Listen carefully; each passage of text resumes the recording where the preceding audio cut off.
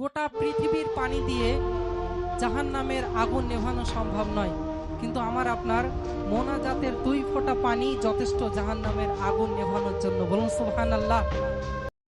মাকে কে কে ভালোবাসে হাত তোলো তো দেখি। মাকে যারা বলছে না, আমি মনে করব স্কুলের শিক্ষকমণিকে ভালোবাসে, ওই জন্য সেই বাচ্চারা হাত তোলো।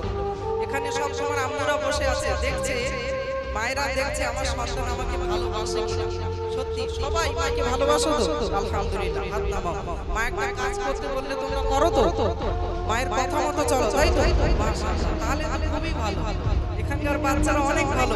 আমাদের এলাকার কিছু বাচ্চারা আছে, মা যদি একটু বকুনি ঝুকুনি করে গালাগালি দিয়ে পালায়, তোমরা এরকম না তো? এরকম না তো? মাশাআল্লাহ, তাহলে তো আল্লাহর ওলি সব একেবারে ঠিক।